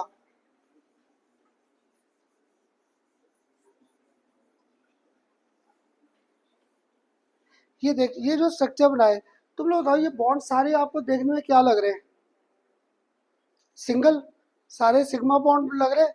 पर जब मैंने ना इनका एक्सरे स्ट्रक्चर स्टडी किया, एक्सरे स्ट्रक्चर, तो यहाँ पर क्या था, ये जो निकल और कार्बोनाइल का बॉन्ड है, निकल और कार्बोनाइल, ये प्योर सिंगल बॉन्ड नहीं था, ये प्योर सिंगल बॉन्ड नहीं था, it was having certain percentage of double bond character associated. बनाए फिगर जरूर ऐसे है, मैं सीबीएसई में क्वेश्चन क्या कर दूंगा, दो these appear to be sigma bond, why these are set to have certain percentage of double bond character associated. मैंने प्योर पाई बॉन्ड नहीं बोला, मैंने बस क्या बोला, these are having certain percentage of double bond character associated. तुम्हें paper में ये रीजन आ जाता है।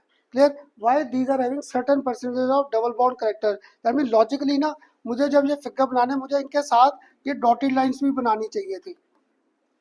ये डॉटेड लाइन बनाने का मीनिंग क्या था, ये प्योर डबल बॉन्ड नहीं है, but this is having certain percentage of double bond character associated. अब देखो इसका लॉजिक बनाए, इनमें डबल बॉन्ड बन कैसे रहा है। 11th क्लास में किसी ने तो तुम्हें ये कार्बोनाइल का स्ट्रक्चर कराया होगा, कहाँ पे किया होगा, जब केमिकल बॉन्डिंग करते थे, पहला टॉपिक ही यही था, कोवलेंट बॉन्ड का, प्रेडिक्ट देयर लुईस स्ट्रक्चर्स, उनमें बॉन्डेड पेयर और लोन पेयर फाइंड आउट करते थे। तो याद है, मैंने ही आपको ये कराया था कार्बोनाइल केस, आंसू के बेस पे करते थे फाइंड पेयर्ड और अनपेयर्ड इलेक्ट्रॉन्स। क्लियर, तो देखो ये अनपेयर्ड इलेक्ट्रॉन कहाँ पे करेगा, अब बॉन्ड फॉर्मेशन करें, इनका लॉजिक, कार्बोनाइल के पास क्या थे, एक्स्ट्रा पेयर ऑफ इलेक्ट्रॉन है, वो मेटल के एम्प्टी डी ऑर्बिटल में दे देगा, तो यहाँ पे कौन सा बॉन्ड बन गया, सिग्मा बॉन्ड की फॉर्मेशन आ गई। क्लियर, अब जैसे ही मेटल को इलेक्ट्रॉन मिले, इसको ना अपनी प्रॉपर्टी याद आ गई, कहता मैं तो नॉन मेटल, मैं तो मेटल था, मैंने इलेक्ट्रॉन गेन कहाँ से कर लिया है, ये इलेक्ट्रॉन वापस थ्रो करेगा कार्बोनाइल को, तानिश, ये इलेक्ट्रॉन वापस डोनेट करेगा कार्बोनाइल।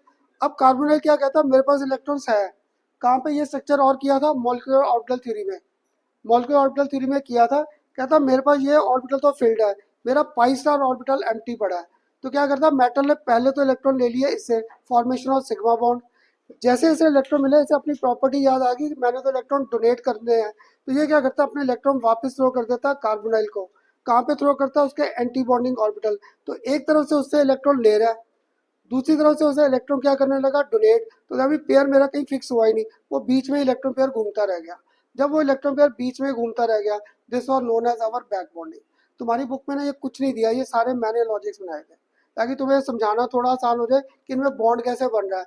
सबसे पहले मुझे पता, कार्बोनाइल पर एक्स्ट्रा पेयर ऑफ इलेक्ट्रॉन तो है, अगर ये एक्स्ट्रा पेयर ऑफ इलेक्ट्रॉन है, ये पक्का मेटल के एम्प्टी डी ऑर्बिटल में डोनेट कर देगा, तो ये सिग्मा बॉन्ड बन गया, मेटल ने इलेक्ट्रॉन ले लिए। जैसे बाद में अपनी प्रॉपर्टी याद आई, मैं तो मेटल था, मैंने इलेक्ट्रॉन गेन कहाँ से कर लिया है, ये आपका इलेक्ट्रॉन वापस थ्रो करता है, कहाँ थ्रो करेगा, एंटी बॉन्डिंग पाई स्टार में। तो क्या हुआ, इलेक्ट्रॉन पेयर ये लेता भी गया और एक्सेप्ट भी करता गया, दिस वाज बैक बॉन्डिंग। और इसको नाम क्या दे रखा हम लोगों ने, this is basically known as synergic effect. इसे हम लोगों ने यहाँ पर नाम दे दिया साइनर्जिक इफेक्ट। तुम्हारे सीबीएसई का सबसे common question, what do you mean by this synergic effect. अब बताओ, सिर्फ एक लॉजिक क्लियर हुआ बॉन्ड फॉर्मेशन का सबको, किसी को कोई डाउट यहाँ तक कि खन्ना सर कैसे बॉन्ड बना रहे हो, क्या कर रहे हो? अब एक को अभी भी था सार्थक, एक को अभी था खन्ना सर, ये क्या समझा रहे हो, इधर इलेक्ट्रॉन आ गए, इधर वापस चले गए, ये कैसे हो सकता है? तो यहाँ पे इन ऑर्बिटल्स का ओवरलैप दिखाने के लिए पहले सिग्मा ओवरलैप शो करें, पहले यहाँ पे सिग्मा ओवरलैप शो करें। मैंने आपको मेटल का क्या है, मेरे पास क्या अवेलेबल है, एम्प्टी डी ऑर्बिटल, तो ये इसका एम्प्टी डी ऑर्बिटल आ गया।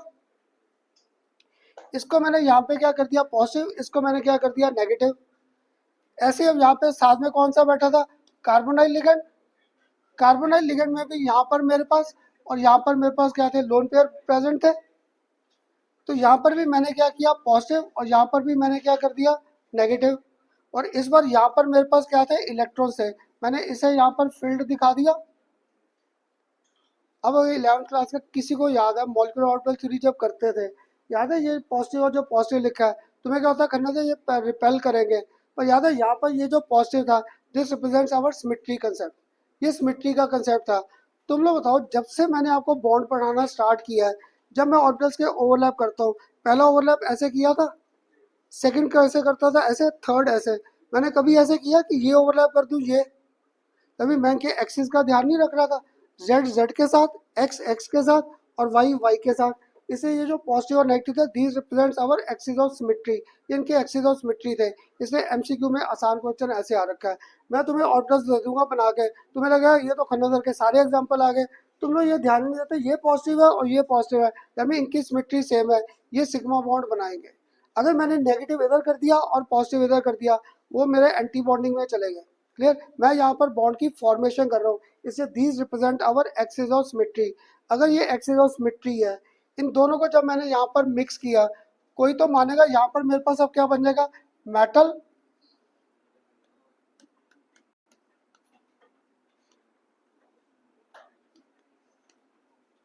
और क्या हुआ, अब सब में इलेक्ट्रॉन्स आ गए यहाँ पर आ गए। तो ये मेरे पास कौन सा ऑर्बिटल था, this was our empty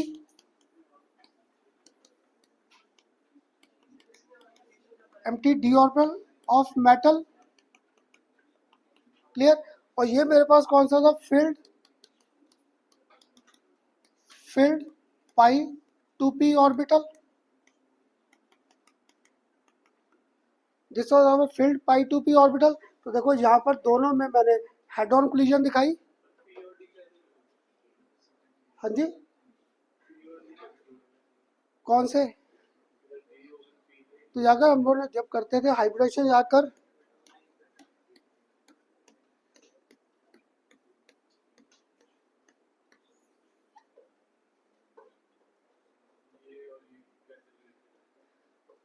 metal का डी ऑर्बिटल आ गया और इसका पी ऑर्बिटल आ गया, तो देखिए यहाँ पे पी डी। क्लियर? अब ऐसे पहली बार किसी ने जो क्वेश्चन पूछा और इमीडिएटली स्ट्राइक कर गया, नहीं तो आज तक ये क्वेश्चन आया नहीं था। तो यहाँ से देख कर रहा है पी और डी ऑर्बिटल। वहाँ पे जब हम लोग हाइब्रिडेशन करते थे वहाँ पे हाफ फील्ड होते थे, इस बार क्या हुआ, एक एक्स्ट्रा पेयर ले आया और एक एम्प्टी ऑर्बिटल, कोऑर्डिनेट बॉन्ड की फॉर्मेशन आ गई।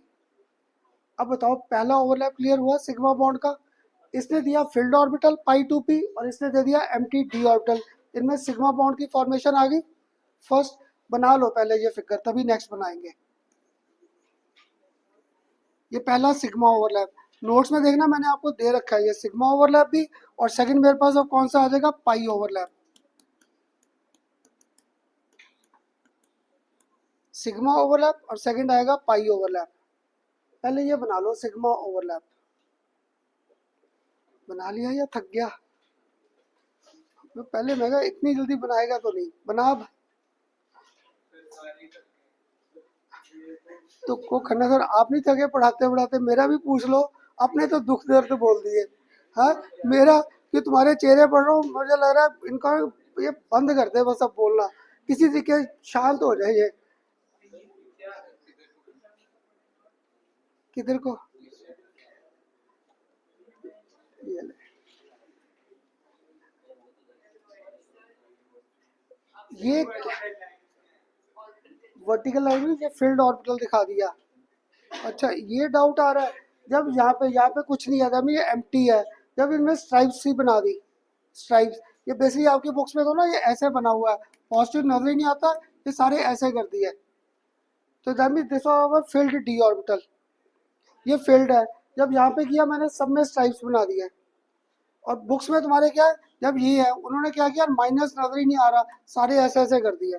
तो मुझे लगा तुम्हें जब माइनस नजर आ जाए कि ये माइनस अभी भी रिटेन्ड है, क्लियर, इसके लिए बस मैंने ये ऐसे ओवरलैप दिखाए और कुछ नहीं। हाँ जी, 11th क्लास में किया था, सिमेट्री सेम है तो वो बॉन्डिंग था, वो ऑर्बिटल नीचे जाता था एनर्जी में। जब वो सिमेट्री सेम नहीं थे तो these move higher in energy, उनको नाम क्या देते थे, एंटी बॉन्डिंग। एक बॉन्ड की फॉर्मेशन में हेल्प करता था, एक अगेंस्ट बॉन्ड फॉर्मेशन था। तो बॉन्ड ऑर्डर नहीं निकालते थे वहां पे, half N B minus N A, आया ध्यान में। तो हो गया पहला सिग्मा ओवरलैप। अब दूसरा कौन सा दिखाना था, पाई। पाई में मेरे पास क्या हुआ, यहाँ पे ना तुम लोग मुझे सिमेट्री के साइन बनवाना, तो यहाँ पर इसके फील्ड डी ऑर्बिटल आ गया, ये इसका फील्ड डी ऑर्बिटल आ गया। ये मैंने साइन कर दिया यहाँ पर पॉजिटिव पॉजिटिव, यहाँ पर नेगेटिव और नेगेटिव, क्लियर। अब साथ में इधर कौन सा था मेरे पास, कार्बोनाइल लिगेंड,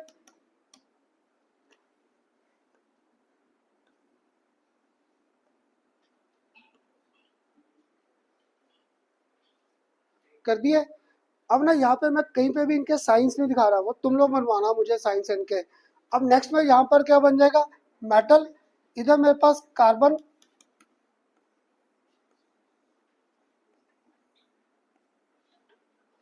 और याद है 11वीं क्लास से तुम्हें कहता था जब भी ये पाई बॉन्ड बनता है, इसका मुझसे लॉजिक में पूछना। जब ये पाई बॉन्ड की फॉर्मेशन होती थी तो यहाँ पे तुम्हारी बुक्स में एक दिखा दिया इन्वर्टेड यू और एक दिखाते थे इरेक्ट। अब ना तुम बच्चों को पढ़ाते हो, तुम्हारे चेहरे देखे ना कि आज का लेक्चर तो बंद कर दो अब किसी तरीके। मैं इन सारे साइन भूल गया, मुझे साइन ही भूल गए किसके क्या है। तुम लोग लिखवाओ इधर प्लस और माइनस बात मुझे पता है, और सिमेट्री का बात ध्यान रखना था। आगे सारे साइन भूल गया, तुम लोग लिखवाओ। इधर कौन सा साइन दिखाऊं, माइनस, शाबाश। माइनस और प्लस क्या करेंगे, रिपेल। तो बॉन्ड कहाँ से बनेगा, तो यहाँ पे पक्का है, मुझे सिमेट्री रखनी पड़ेगी, यहाँ पे प्लस आएगा। इधर नीचे मानते हो माइनस आएगा, ठीक। अब अगर ये प्लस और माइनस है तो इधर मानते हो माइनस और प्लस घूमेगा। अब आगे वाले भी साइन नहीं आ रहे, तुम लोग लगवाओ। अब आखिर में फिर दिमाग चलना शुरू हो जाता है, माइनस प्लस आगे, क्लियर। और लास्ट वाले में बन गए सारे। अब ना यहाँ पर बस मैंने आपको स्ट्राइप्स नहीं ड्रॉ किए, बस आपको लॉजिक दे देता हूँ। यहाँ पर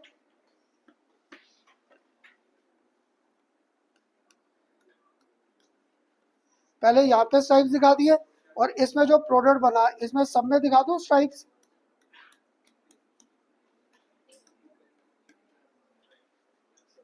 आगे सारे। और इस बार बॉन्ड किस में बना, यहाँ पर ये आ गया field, field d orbital, field d orbital of metal. और ये मेरे पास यहाँ पर क्या आ गया, empty pi star 2p orbital, pi star anti bonding orbital आ गया। यहाँ पे तुम्हारे ना पेपर में सबसे कॉमन क्वेश्चन सीबीएसई का, what orbitals are involved in sigma overlap and pi overlap. Competition में ना इनके मैचिंग आ रखी, कौन किसके साथ मिक्स होगा, कौन किसके साथ मिक्स होगा। तो जहाँ पे भी तुम्हें ये टॉपिक भूल जाए, अब जहाँ पे भी ये टॉपिक भूल जाए, एक सिंपल सा लॉजिक याद रखना, बैक बॉन्डिंग। और कैसे था, मेटल ने दिया अपना एम्प्टी ऑर्बिटल और कार्बोनिल ने क्या दिया, एक्स्ट्रा पेयर ऑफ इलेक्ट्रॉन, तो इनमें पहला कोऑर्डिनेट बॉन्ड बन गया।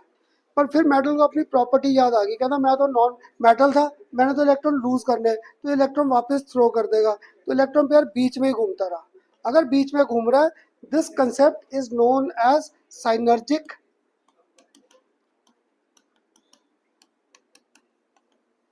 इसे नाम दे दिया हम लोगों ने साइनर्जिक इफेक्ट, इसे नाम दिया यहाँ पे साइनर्जिक। अब ना आज तुम ये डिफाइन नहीं करने दोगे, नेक्स्ट लेक्चर 10 को मिनट लगेंगे इसे खत्म करने में, ठीक है। खत्म आज, मुझे पता है आज नहीं लिखवाओगे।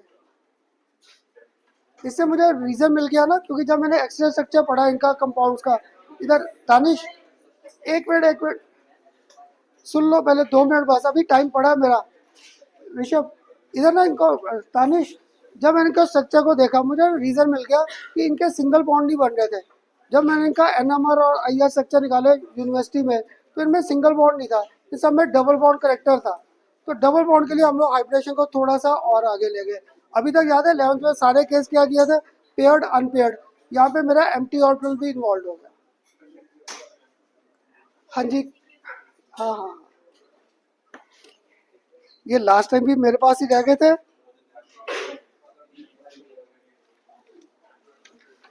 त्रिशा, ये जल्दी हो जाता है इसलिए दे दिया है ना। हाँ, तो ये मत किया अगर, पहले सब्जेक्टिव जरूर दे।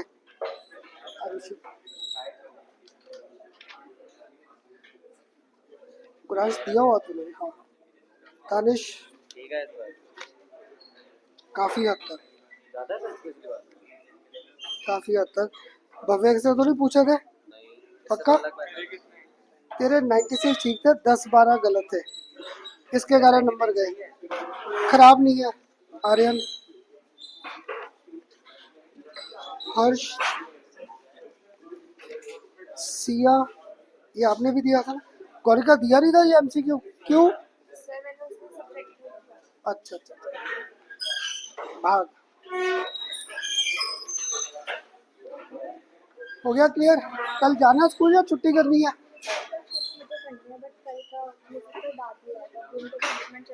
अगर उनका ट्रीटमेंट किस, चल उनके साथ जाती है?